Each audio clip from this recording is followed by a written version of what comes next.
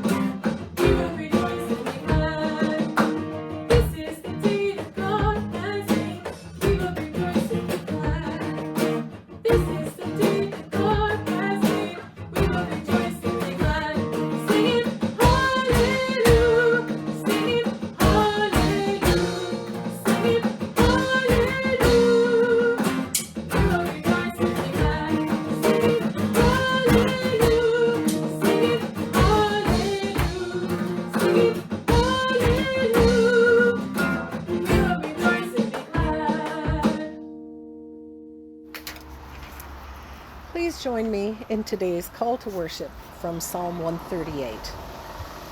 I give you thanks, O Lord, with my whole heart. Before the heavenly beings, I sing your praise.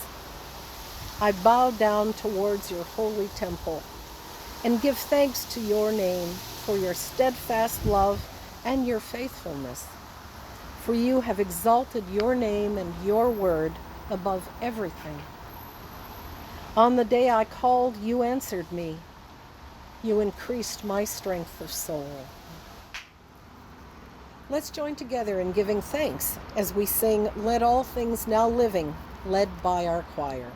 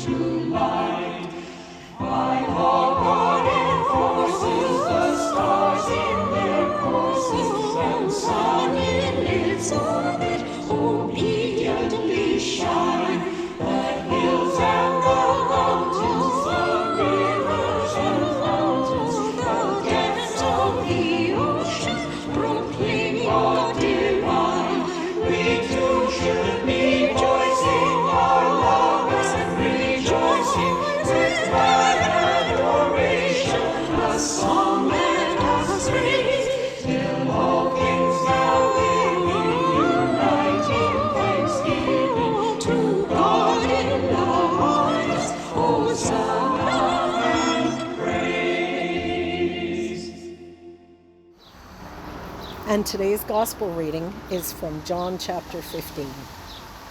Abide in me as I abide in you. Just as the branch cannot bear fruit by itself unless it abides in the vine, neither can you unless you abide in me. I am the vine, you are the branches.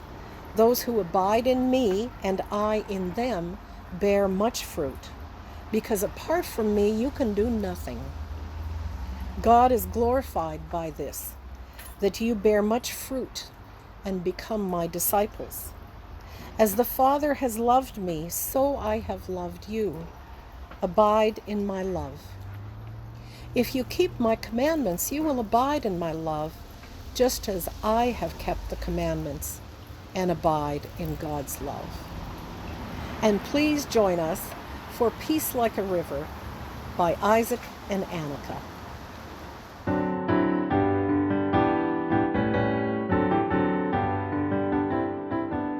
I've got peace like a river, I've got peace like a river, I've got peace like a river in my soul. I've got peace like a river, I've got peace like a river, I've got peace like a river in my soul.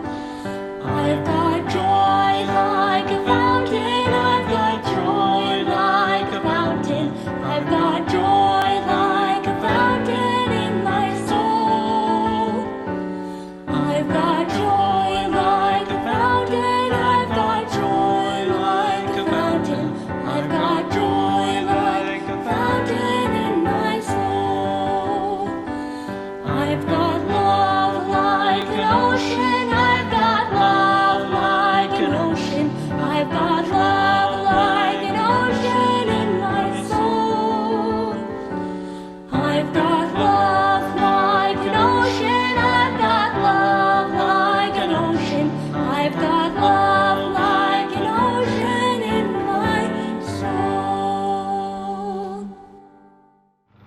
Hi. Good morning. I'm standing here with Jackie Pembroke Hunt on her back deck, where she has done an amazing, almost magnificent patio garden. So Jackie's going to lead us through what she's got going, and then we'll talk about how it all started. All right.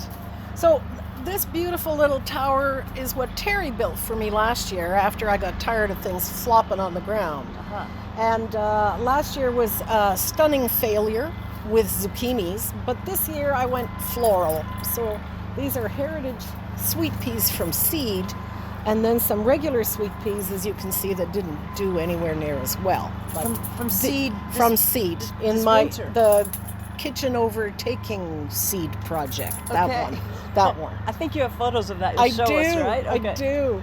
I love hot peppers. I love to make salsa, so I grow tomatoes and hot peppers, and then I get my really old canning gear out and make some of that. But these are jalapeno peppers, and they grow like crazy. And with the sun that we get all day, most of the day back here. They seem to do really well. And these are the habaneros. These are very hot. I would not recommend these unless people really like hot stuff. Okay. Really hot stuff. And then a few flowers, mostly a failure. The dahlias didn't really do what they were supposed to do last year, and they didn't do as well as last year's. And I think we've even got pictures of some of last year's. There's no such thing as failure in gardening. No, there isn't. There isn't. It's an opportunity to learn for next year. Yeah. And these are my favorite. These are my absolute favorite. These are Arapaho peppers. And on the Scoville scale, they're almost right up at the top. So you use tiny, teeny little bits of them. But I think I have more coming than I'm going to be able to use. So they may find their way to the freezer. You said Scoville scale, which tells you how hot and mild peppers are, and green peppers are at the bottom. Okay. California Grim Reapers are up at the top. Okay. And these are about 3/4 of the way up. Pretty And hot. they're pretty hot. You got to be basically. careful. Okay. This was a gift, this little planter was a gift from my mom, which I love, and my tomatoes and basil do really, really well. Again, the way that they get the sun, it's terrific. I've got Romas in the back, some regular early girl tomatoes, not that they apparently grew quick and are going to be ready early, but anyways, lots of cherry tomatoes, more, and then a whole big Roma at the back. All these were from seed. And then, of course, my basil, which I turn into pesto or sauce or all kinds of things. So I'm very specific. I don't have a ground garden, like a vegetable garden down there. So what I grow up here is pretty deliberate. And you've said from seed a couple of times. When did you plant those seeds? Oh, a lot of them on January 30th. Not all of them. Okay. And Terry said, "Oh no, here we go again," when I pulled out the shelving and the grow lights, and they're in the atrium, kitchen down there, and of course it looks like a grow op. It's a seed. Tomato, basil, peppers, but it does look a little odd as you're walking past. And you grow them February, March, April, May. And then you put them out here. And then they come out. So out. by then they're... It's a jungle. It's a jungle. It's a jungle. Yeah, it's a lot. But that's a lovely way to brighten up winter. Well, it's something to look forward to, right? Yeah. And, we've talked about in the cold, in the dark. Here you are, seeds, new life, beginnings, all those things. Lovely. Right Yeah. there in your kitchen in the Right middle of in the winter. kitchen in the middle of winter. Excellent. So those petunias, those wave petunias, although they didn't do as well as I would have liked, they're from seed. So I was happy about that being successful this year, because normally I run to the garden center and just buy those big baskets. Yeah. So I got kind of half success. At least they sprouted. What's the purple leaf one in the back? Oh, those are coleus, and those are Okay. all from seed, and that is such an easy seed to start. Really easy. And the tall green are dahlias, and they're a late blooming, so late August, early September. But the blossoms are big, really, really big. There's a dark crimson, almost black, and there's a pink, and then there's a white. So I'm looking forward to seeing those, and hopefully they actually bloom before the frost. So this part of the yard, I guess we kind of call it our green wall. We back onto a green belt, but then there's roadway. So we were delighted when we came to this house. There were some trees, but we did need more privacy, I guess.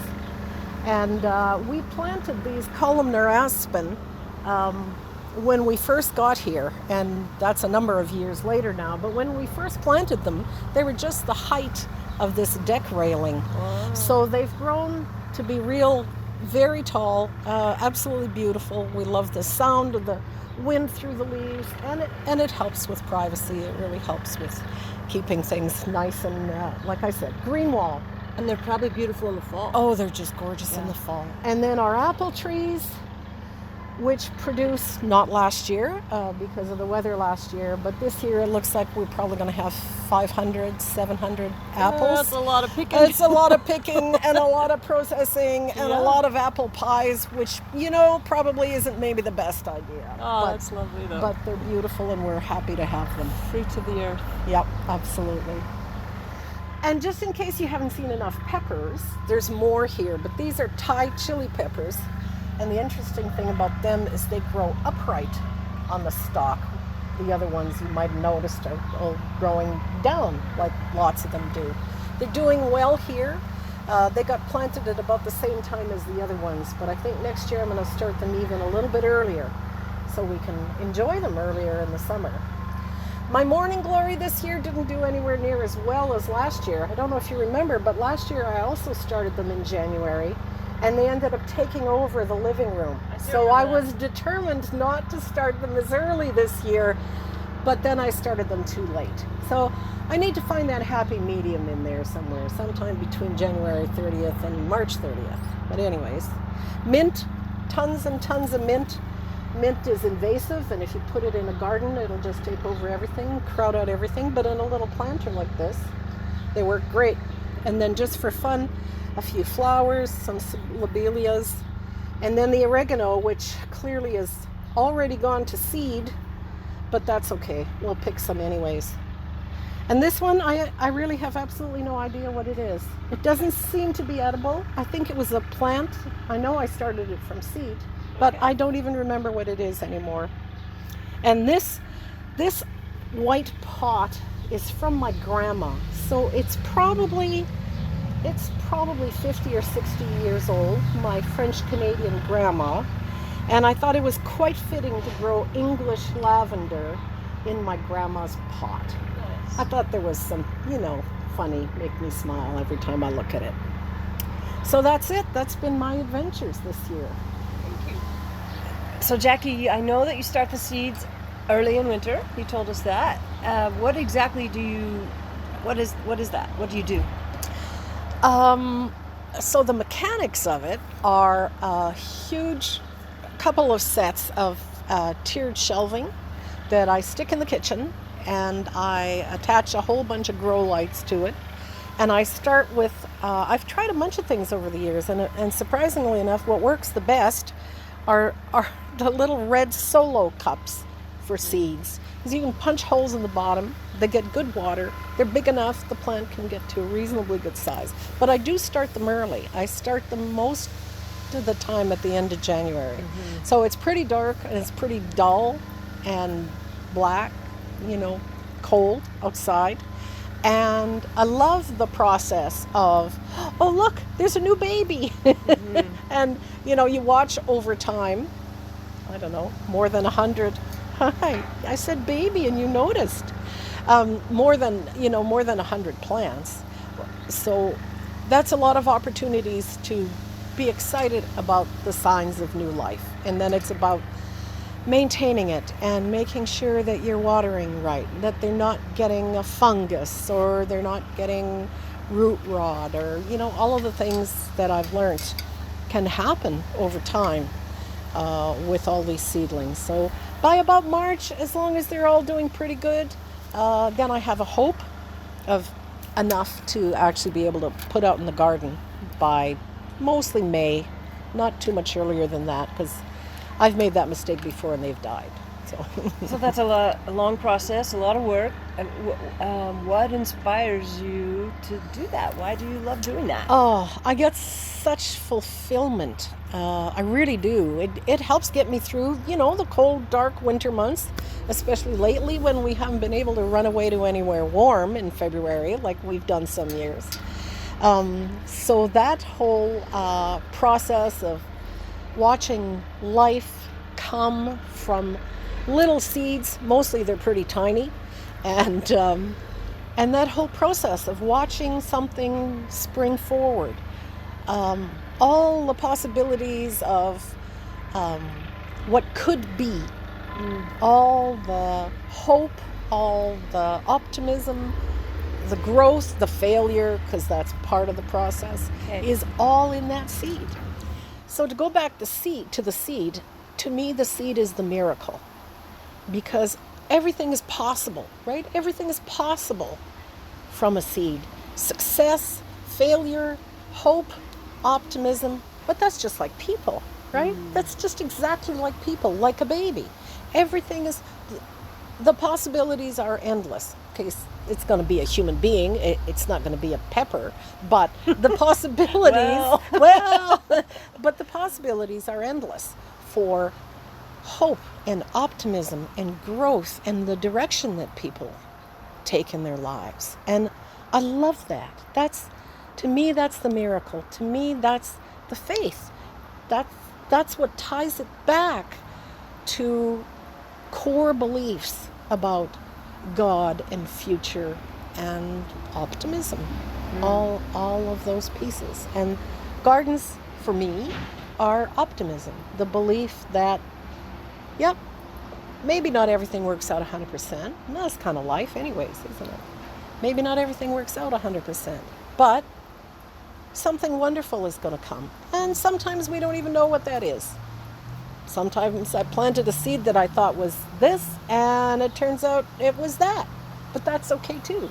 That's exciting. Sometimes a child you think is on the path to do this, and then they're doing that. But that's wonderful too. And that's all the possibilities, all the magic of gardening for me. Beautiful. Thank you. Yeah, thank you for sharing that. You're welcome. So our gratitude to Jackie, who is also, as many of you know, our office administrator for the church for how many years now? On September 1st, I've been the office manager for 10 years. 10 years. Eek. So thank you for sharing your wisdom and your journey Thank of you. gardening and how it applies to our journey as human beings.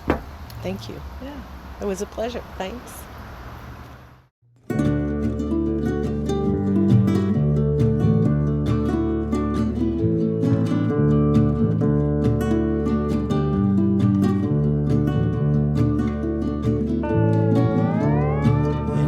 Inch, row by row, gonna make this garden grow.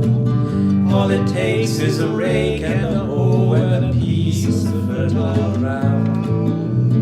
Inch by inch, row by row, someone bless these seeds I sow. Someone warm them from below till the rain comes tumbling down. Inch by inch, row by row, gonna make this garden grow. All it takes is a rake and a hoe and a piece of fertile ground. Inch by inch, row by row, someone bless these seeds I sow. Someone warm them from below till the rain comes tumbling down. Pulling weeds, picking stones, man is made of dreams and bones. I feel the need to grow my own, 'cause the time is close at hand. Grain for grain, sun and rain, find my way in nature's chain. Tune my body and my brain to the music from the land. Inch by inch, row by row, gonna make this garden grow. All it takes is a rake and a hoe and a piece of fertile ground. Inch by inch, row by row, someone bless these seeds I sow. Someone warm them from below till the rain comes tumbling down. Plant your rows straight and long, temper them with prayer and song. Mother Earth will make you strong if you give love and care. An old crow watching hungrily from his perch in yonder tree. In my garden I'm as free as that feathered thief up there.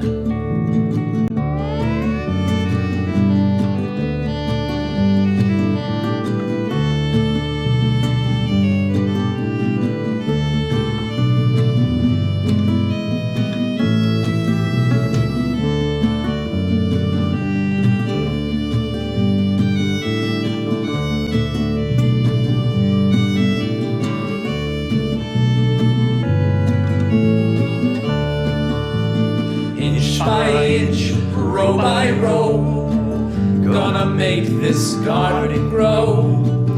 All it takes is a rake and a hoe and a piece of fertile ground. Inch by inch, row by row, someone bless these seeds I sow. Someone warm them from below till the rain comes tumbling down. Till the rain comes tumbling down.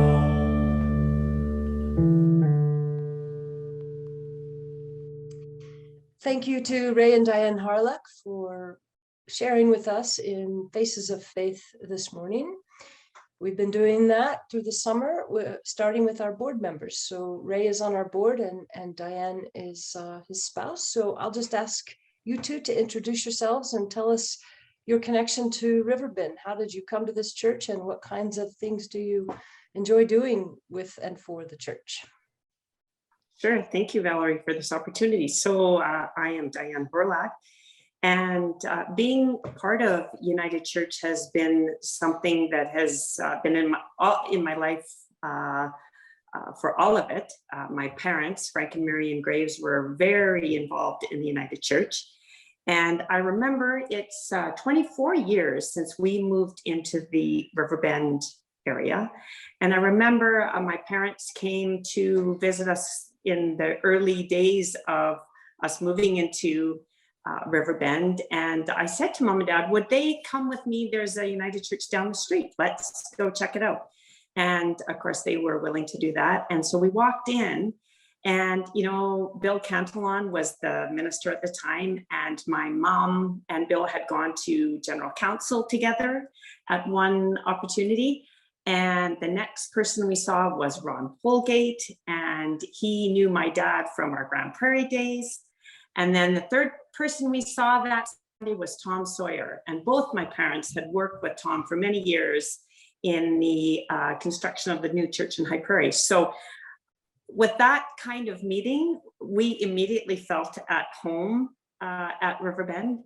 And it was really when our first son, Eric, was born that, you know, I think I remember Ray saying, well, let's go to church and we'll go to church as a family. And that was sort of the first time that Ray, I think, came to church, but that's how we got our start.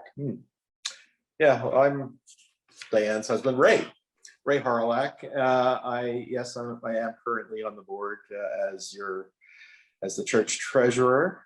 Among other things, I guess I help out with the audio visual stuff and some technology kind of things and so on.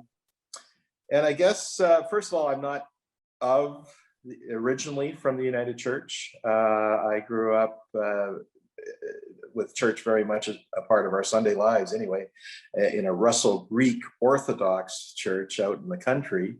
My parents or my grandparents or great grandparents were Ukrainian immigrants, and they actually built the church out there, and our family out there has been involved directly in keeping that place running for forever since it was built. So yeah, and then I came to this church, I guess, with Diane as part of the story you heard there, I guess. And I guess in a certain amount of time, they needed a computer or something in the church and some networking. And so I helped them with that. And the next thing I knew, I was on the Stewardship and Finance Committee. And the next thing I knew, I was on the board. And the next thing I knew, I was the chair of the board. And the next thing I knew, we were running a United Faith campaign to do some renovations. It originally started as repairs and so on, and ended up being something much bigger.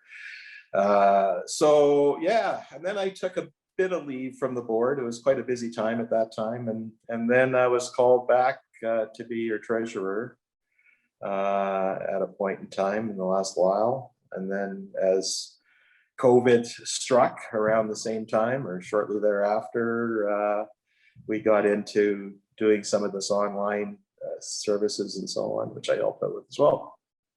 And we couldn't have done those without you, Ray. Yeah, sure. so quite busy and involved for some time. To me, it's there was a need, and I could help, and so I helped. Thank And you. that's how I view the service to the community. And so somebody needs to do this stuff. And so if I'm able, I will. Thank you. And Diane, I know you sing in the choir, and in past years you were envelope secretary.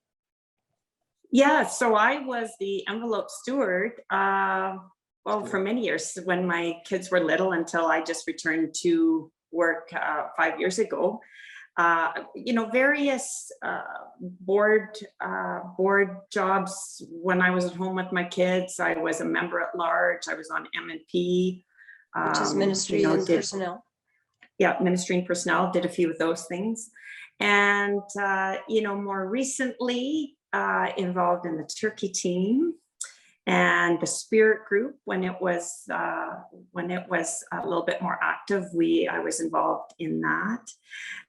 When my kids were in Sunday school, I was always delighted to be a part of that and the nursery and whatnot. So, much to what Ray said, when, if this is something that we want a part of our community, then, we sort of have a responsibility to do what we can.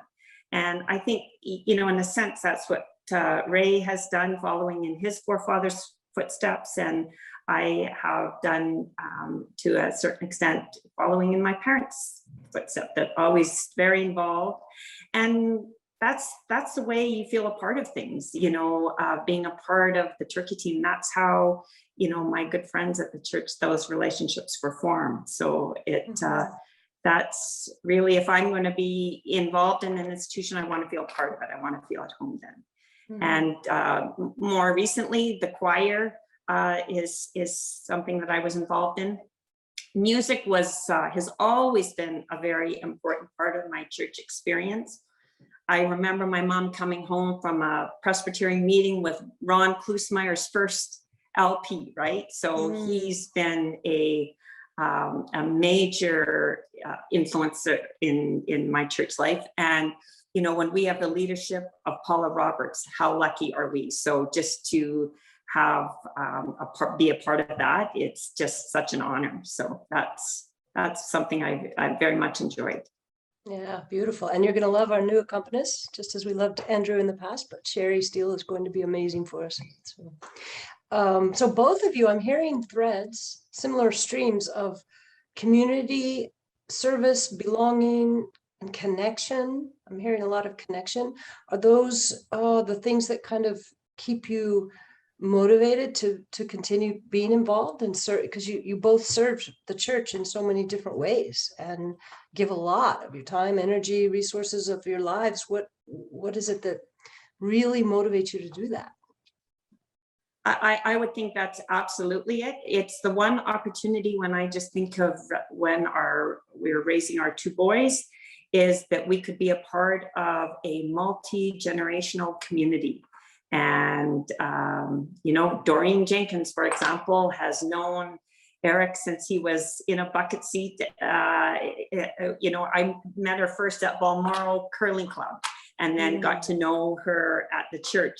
And she has witnessed him, all through his ages. And now, Eric turns, he just turns 22 on the 20th of August, right? So when people are watching this, he's already 22. So, what a gift that is, right?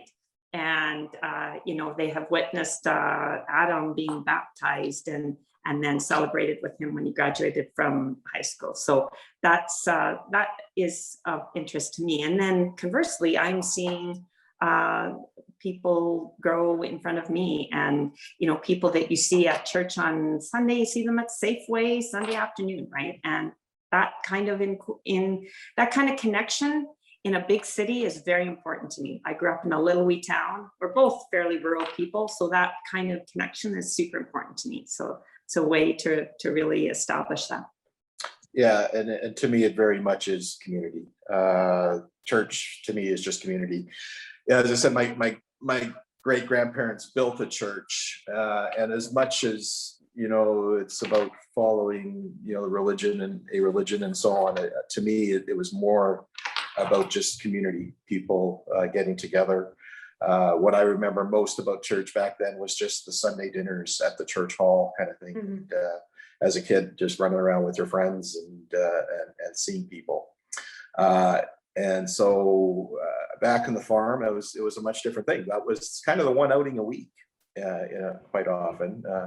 And, so it was something that people did, and that's where everybody got together.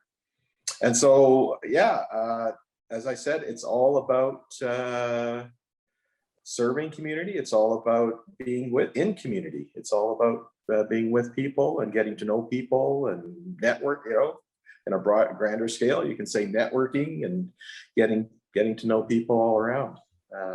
That's why I do it. That's what drives me into helping out where I can. Lovely. So as a faith-based community that we are, what is it for both of you or either of you that where do you most tend to find the sacred or the holy or whatever it is that you find as the more? Where do you seek that? I think for me, what that is, as I was thinking about that, and it's really when people are helping people. I remember when some of our work with the Turkey team, and I remember something Jill Spanner said, and this statement has sort of followed me since then, and it's sort of how, in my professional life I think of it, and in my personal life I think of it, but when we work side by side, people, we're both transformed.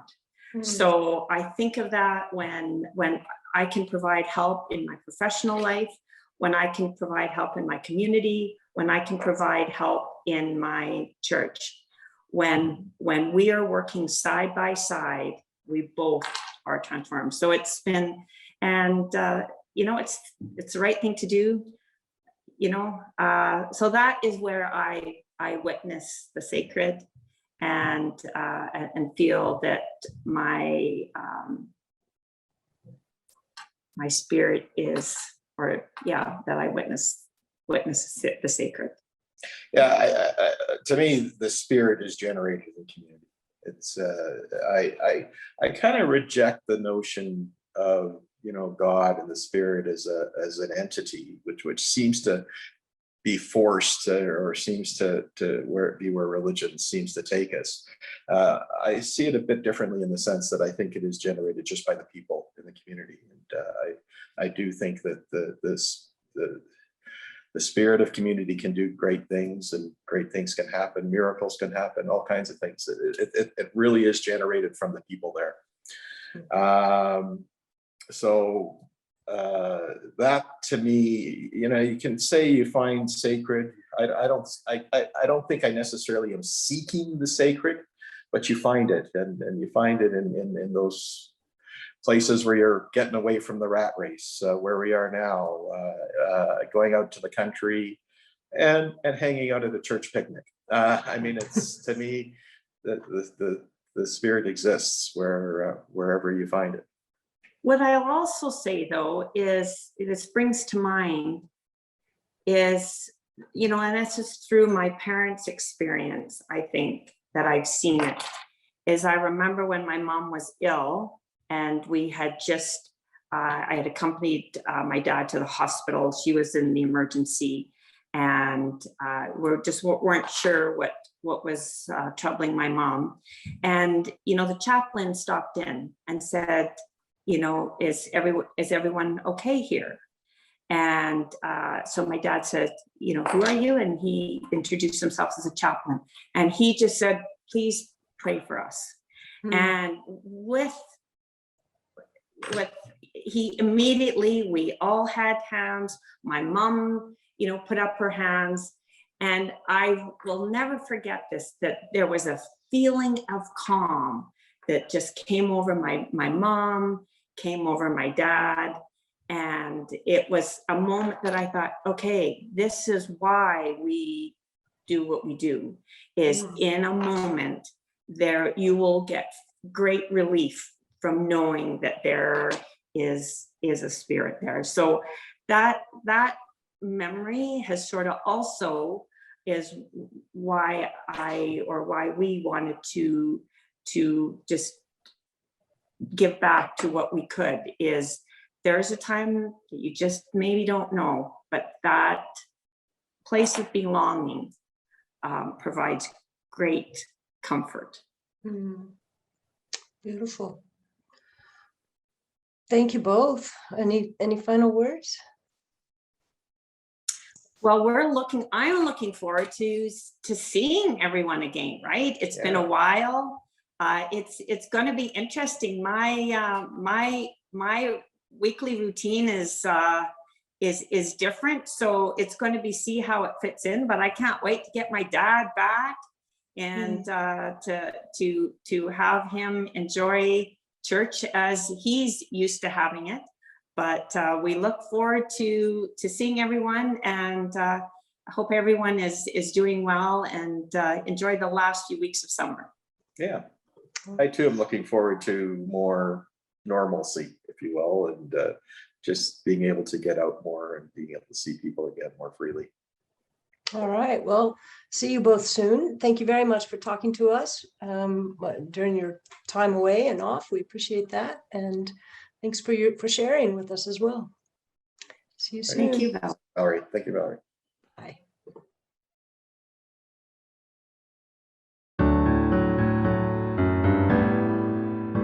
Where two or three are gathered in my name, I am there. I am there. Where two or three are gathered in my name, I am there. I am where two or three are gathered in my name, I am there.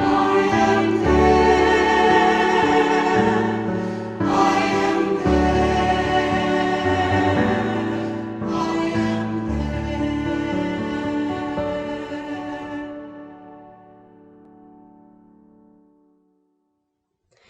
I hope you've found something in this service of worship that touches your heart, that sends you into deeper streams of meaning. We began this service naming some of the challenges occurring right now in our lives, with our neighbors, in our world. And then we've heard Jesus speak of how we do abide on the vine of God's love.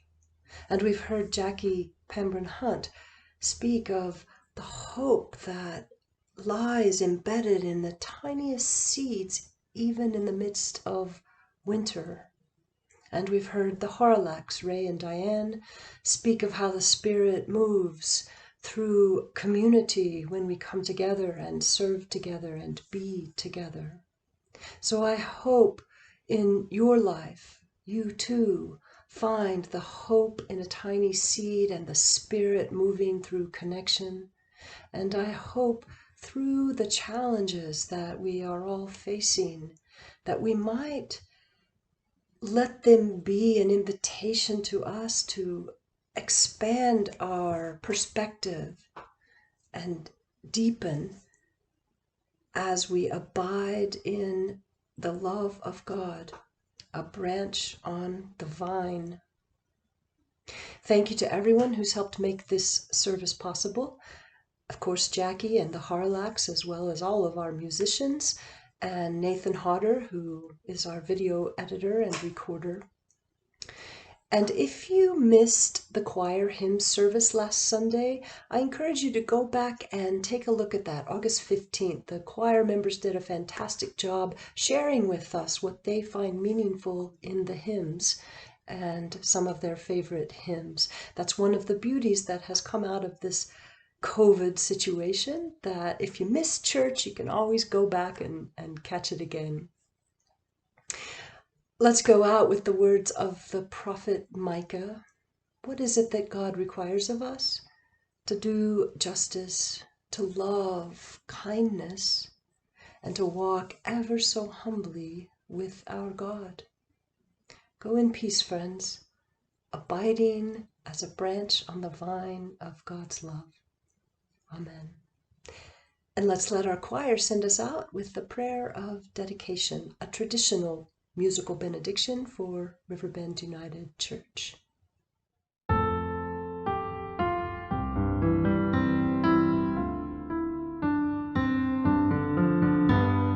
Go with us, Lord, as now we depart, calming the fears that trouble each heart. Keep us all in your